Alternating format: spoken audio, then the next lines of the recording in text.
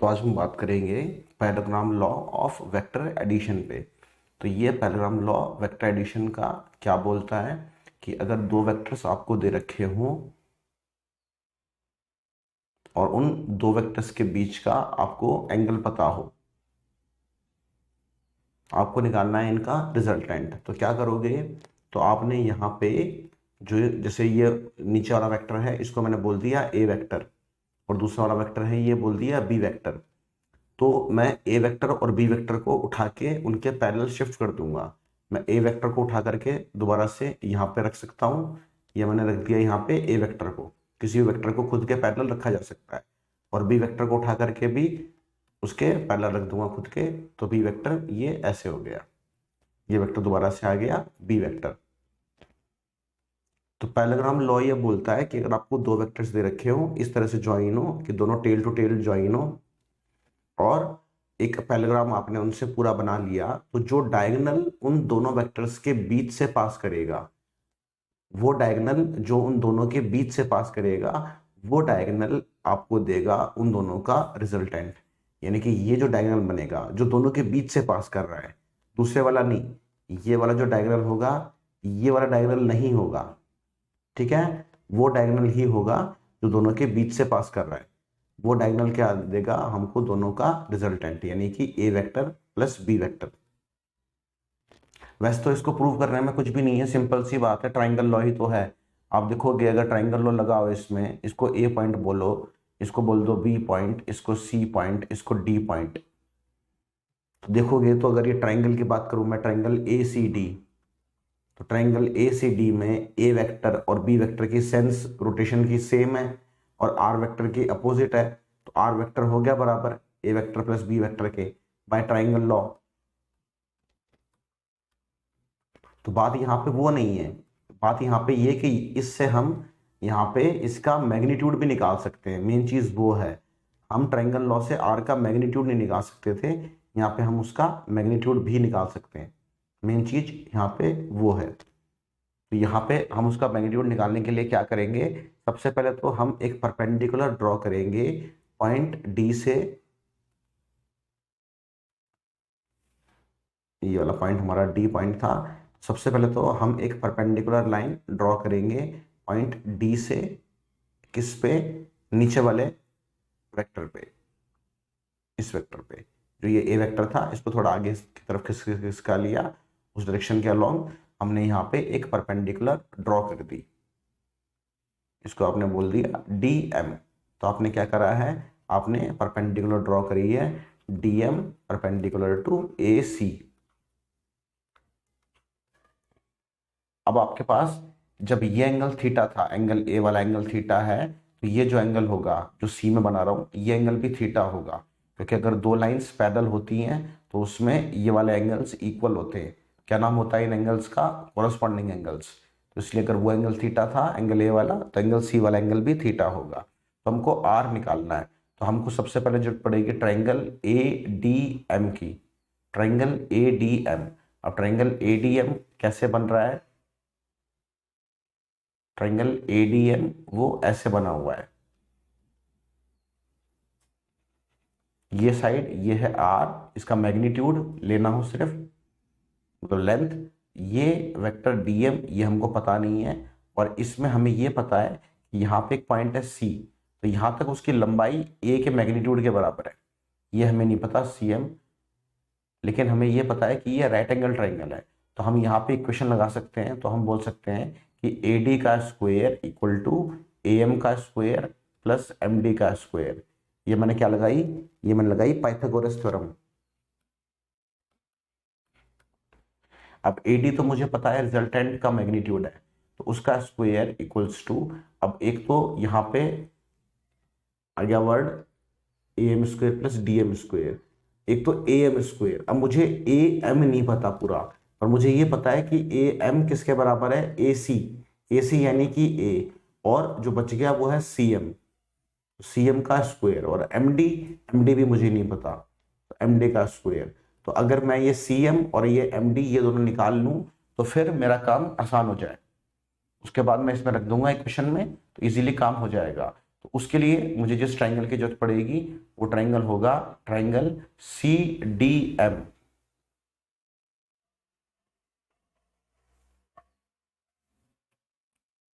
Triangle CDM, इसमें ये perpendicular है, ये एंगल है थीटा, और ये जो CD है ये B वेक्टर का मैग्नीट्यूड के बराबर है। ठीक है, तो अगर मैं वेक्टर नहीं लिख रहा, किसी भी वेक्टर का मैग्नीट्यूड लिखना हो तो उसको बिना वेक्टर के लिख दो, ये तरीका होता है सिंपल सा। तो वही मैंने यहाँ करा, तो ये लेंथ B के बराबर है। अब यहाँ पे लगा लो आप साइन थीटा और टेन थीटा। साइन थीटा क्या होगा, परपेंडिकुलर, तो वो होगा DM अपॉन हाइपोटेन्यूज, यानी कि CD यानी कि B। तो यहाँ से आपके पास निकल गया DM। DM की वैल्यू क्या आ गई, B साइन थीटा। ये हो गई क्वेश्चन नंबर 2। और सिमिलरली आप इस ट्राइंगल में लगा लो कॉस थीटा। कॉस थीटा लगाओगे तो कॉस थीटा होता है बेस, बेस यानी कि CM अपॉन हाइपोटेन्यूज, वो है B। तो CM की वैल्यू कितनी आ गई, तो CM की वैल्यू आ जाएगी आपके पास में B कॉस थीटा। ये हो गई इक्वेशन नंबर 3।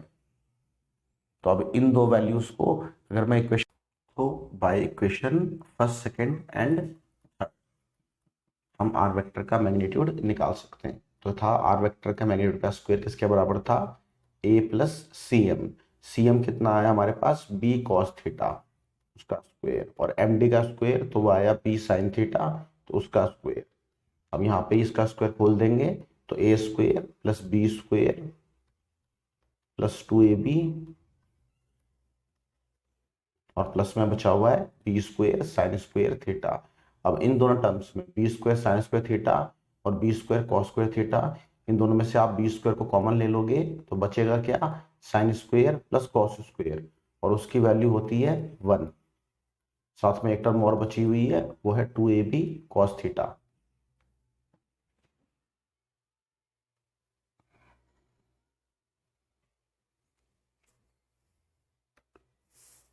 तो यहां से आर वेक्टर का मैग्नीट्यूड कितना आ जाएगा, आर वेक्टर के मैग्नीट्यूड का square A square plus B square plus 2AB cos theta. यही फायदा था पैरेललोग्राम लॉ को यूज करने का। अगर आर की वैल्यू बात करूं तो इस पे क्या आ जाएगा, रूट। तो अगर दो वेक्टर्स हो, उनके बीच में एंगल थीटा दे रखा हो आपको, और आपको उनका रिजल्टेंट निकालना हो, उसकी वैल्यू निकालनी हो, तो फॉर्मूला आपके पास में ये रहा, under root of A square plus B square plus 2AB cos theta. तो मान लो फॉर एग्जांपल आपको दो वेक्टर्स दे रखे हों, एक वेक्टर ऐसे है, एक वेक्टर ऐसे है, इस वेक्टर की वैल्यू है 10, इस वेक्टर की वैल्यू है 20, और ये वाला एंगल है सपोज 60 डिग्री का। तो आपसे पूछा है बताओ इन दोनों का रिजल्टेंट कितना होगा। तो यहाँ पे ये याद रखना है आपको कि आप इन दोनों के बीच के एंगल को 60 डिग्री नहीं रख सकते। एंगल तभी लेना है जब वेक्टर्स कैसे जुड़े हुए हों, या तो टेल टू टेल जुड़े हुए हों या हेड टू हेड जुड़े हुए हों।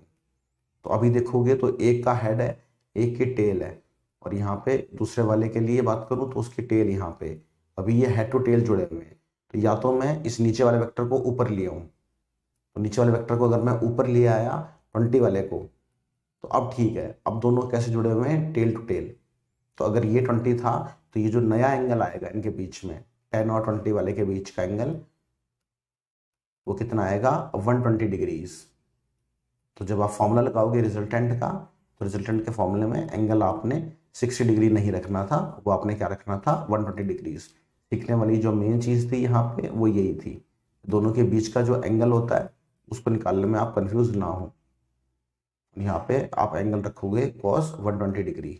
cos 120 होता है माइनस का हाफ, माइनस का हाफ इस 2 को उड़ा देगा, तो आपका आंसर हो जाएगा 400, और ये 500, 500 प्लस ये हो जाएगा 200, तो रूट 700।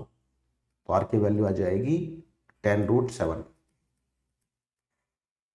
तो ये एंगल याद रखना था। एक चीज तो ये निकालनी होती है, दूसरी चीज निकालनी होती है हमको, जैसे ये रिजल्टेंट है तो ये रिजल्टेंट का डायरेक्शन निकालना है, तो हमको इसका एंगल निकालना होता है, या तो विद ए वेक्टर जिसको हम बोल सकते हैं फाई, या फिर विद बी वेक्टर। किसी एक वेक्टर के रेस्पेक्ट में तो एंगल हमको निकालना ही पड़ेगा, वरना डायरेक्शन कहाँ निकली। आर वेक्टर का हमको सिर्फ मैग्नीट्यूड मिला है ना, डायरेक्शन नहीं मिली, तो डायरेक्शन भी चाहिए हमको। तो डायरेक्शन चाहिए, तो डायरेक्शन के लिए हम क्या करेंगे, हम किस ट्रायंगल को चूज करेंगे, हम ट्रायंगल चूज करेंगे ADM। अभी मैं किसके साथ एंगल निकाल रहा हूं, मैं एंगल निकाल रहा हूं ए वेक्टर के साथ। ठीक है, अभी मैं क्या कर रहा हूं, मैं एंगल निकाल रहा हूं रिजल्टेंट का विद ए वेक्टर। तो बी वेक्टर के साथ निकालना होगा तो उसका तरीका थोड़ा चेंज हो जाएगा, बट सिमिलर करके आंसर आ जाएगा उसका। तो उसमें ए एम, ये साइड कितनी आई थी, ये आई थी ए प्लस बी कॉस थीटा, और ये कितनी आई थी, बी साइन थीटा। तो आपका जो आंसर आएगा वो कैसे आएगा, टेन फाई, उसको आप क्या लिखोगे, परपेंडिकुलर, तो वो हो जाएगी B sine theta upon base, तो बेस हो जाएगी A plus B cos theta. तो इस तरीके से आप एंगल निकालते हो। इसको याद मैं ऐसे रखता हूँ, देखो मुझे ये पता है कि रिजल्टेंट के एंगल का टेन निकालना है। अब टेन निकालना है तो टेन होता है साइन बाय कॉस, तो मैंने ऊपर लिख लिया साइन थीटा, नीचे लिख लिया कॉस थीटा। अब मैंने देखा कि एंगल किसके साथ निकालना है, तो मैंने देखा कि एंगल निकालना है ए के साथ, तो ए को छोड़ के जो दूसरा है ना, उससे दोनों को मल्टीप्लाई कर दो और नीचे वाले में ऐड कर दो जिसके साथ एंगल निकालना है, ऐसे। तुम करके देख सकते हो। मैं तो यही तरीका निकाल करके, अगर मैं एंगल निकालना चाहूं आर वेक्टर का विद बी वेक्टर, तो मैं तो डायरेक्टली कैसे निकालूंगा उसको, मैं डायरेक्टली ऐसे ही लिखूंगा उसको कि टेन ऑफ ओमेगा, मैंने उस एंगल को ओमेगा लिखा है, तो ऊपर लिखूंगा साइन थीटा, नीचे लिखूंगा कॉस थीटा। इसके साथ एंगल निकाल रहा हूं मैं बी के साथ, तो मैं इसको ए से मल्टीप्लाई डिवाइड कर दूंगा और नीचे बी को ऐड कर दूंगा। तो भी इसको प्रूव करोगे तो भी वही आंसर आएगा जो मैंने ये लिखा है। चाहो तो प्रूव कर सकते हो उसको, ठीक है। तुम यहाँ से, तुम्हें यहाँ पे एक पर्टिकुलर ड्रॉ करनी पड़ेगी और फिर यहाँ पे ट्राइंगल चूज कर सकते हो, सेम आंसर आएगा। तो आप तो सिमिलरली करके लिख सकते हो। तो दोनों चीजें हमको दे दी, तो इस पर बहुत अच्छे अच्छे क्वेश्चन बनते हैं, एक से एक क्वेश्चन बनता है। तो बस मैं सिंपल एक क्वेश्चन बताऊंगा। बस आपसे पूछा है कि दो वेक्टर्स हैं ए और बी, उनका मैग्नीट्यूड बराबर है, तो आपसे पूछा है कि बताओ उनका, उनके बीच में एंगल कितना है, ताकि जो उनका जो रिजल्टेंट है उसका मैग्नीट्यूड भी उनके ही बराबर हो जाए। उन दोनों का जो रिजल्टेंट है उसका मैग्नीट्यूड भी उन्हीं के बराबर हो जाए, तो उनके बीच का एंगल पूछा होता है। तो ये अच्छा सिंपल सा क्वेश्चन होता है। रिजल्टेंट का फॉर्मूला लगाते हो आप यहाँ पे, तो A square plus B square plus two A B cos theta, और यहाँ पे सबकी वैल्यू अल्फा के बराबर है, तो रिजल्टेंट भी हो गया अल्फा। यहाँ पे सब जगह अल्फा रख दो रूट के अंदर, तो alpha square plus to alpha square cos theta, और यहाँ पे आ जाएगा अल्फा, यहाँ पे हो गया two alpha square common one plus cos theta, और यहाँ से बाहर आ जाएगा अल्फा स्क्वेयर से बाहर आ गया अल्फा, और यहाँ पे बचा टू, और ये वन प्लस कॉस थीटा, इसका फॉर्मूला होता है two cos square theta by two. तो अल्फा से अल्फा कट गया, यहाँ पे आ गया वन इक्वल्स टू, रूट से बाहर आ गया टू, और यहाँ पे बाहर आ गया कॉस थीटा बाई टू। तो कॉस थीटा बाई टू, इसकी वैल्यू आ गई हाफ, तो cos theta by to half, तो कॉस की वैल्यू हाफ कहाँ होती है, पाई बाय थ्री यानी कि 60 डिग्रीज पे। तो थीटा बाई टू बराबर 60, तो थीटा बराबर 120।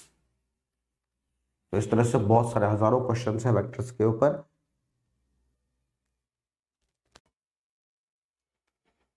तो वेक्टर्स में एक और ये बहुत अच्छा क्वेश्चन बनता है कि अगर दो वेक्टर्स हैं, उनका जो रिजल्टेंट है वो उन दो वेक्टर्स में से किसी एक के परपेंडिकुलर है, तो हमसे ये पूछा गया है कि बताओ जो दो वेक्टर्स हैं उनके बीच में एंगल टोटल कितना है।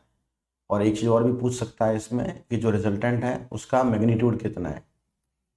दो चीज़ें पूछी जा सकती हैं। तो कई तरीके हैं इसको सॉल्व करने के, बट जो सबसे सही सिंपल तरीका है वो बता रहा हूँ मैं। मतलब एक वेक्टर ऐसे होगा और एक वेक्टर ऐसे होगा, ये तो जाहिर सी बात है, वरना तो रिजल्टेंट एक के परपेंडिकुलर कैसे होगा, और रिजल्टेंट कुछ ऐसे होगा कि वो एक वेक्टर किसी के परपेंडिकुलर हो जाए, इस तरह से। तो यहाँ पे क्या होगा, मैं फॉर्मूला लगाऊंगा आर वेक्टर का एंगल विद ए वेक्टर। तो फॉर्मूला क्या लगता, तो फॉर्मूला लगेगा 1090 इक्वल्स टू, ऊपर आता है बी साइन, अब मैंने इस एंगल को मान लिया थीटा, तो टोटल एंगल ए और बी के बीच में कितना हो गया 90 प्लस थीटा, अपॉन में फिर ए प्लस बी कॉस, और एंगल है 90 प्लस थीटा। अब 1090 होता है इनफाइनाइट, इनफाइनाइट तब बनेगा जब डिनोमिनेटर क्या हो जाएगा जीरो, तो डिनोमिनेटर को जीरो बना देते हैं। तो a equals to minus B, और कॉस 90 प्लस थीटा ये होता है minus sine theta. Equal to 0 रख दिया मैंने डिनोमिनेटर को, इसको मैंने इक्वल टू 0 रख दिया, तो वहां से इसको एक तरफ ले गया, तो यहां से क्या आ गया, minus A by B equals to minus sine theta. Sine theta की वैल्यू आ गई ए बाई बी, और ए कितना है, ए है √3 और बी है 2, तो साइन थीटा की वैल्यू √3/2, तो थीटा की वैल्यू कितनी आ गई, थीटा की वैल्यू यहाँ से आ गई 60 डिग्रीज। तो इसका मतलब जो एंगल है ए वेक्टर और बी वेक्टर के बीच का वो कितना आ गया, वन में कितना था, तो वो था 90 प्लस थीटा, तो 90 प्लस 60 वो कितना हो गया 150। तो एक तो ये एंगल मिल गया, और फिर दूसरी चीज यहाँ पे रिजल्टेंट का मैग्नीट्यूड, तो आप वो निकाल ही सकते हो, दोनों के बीच का एंगल पता है तो ए वेक्टर के मैग्नीट्यूड का स्क्वायर प्लस बी का स्क्वायर प्लस 2ab,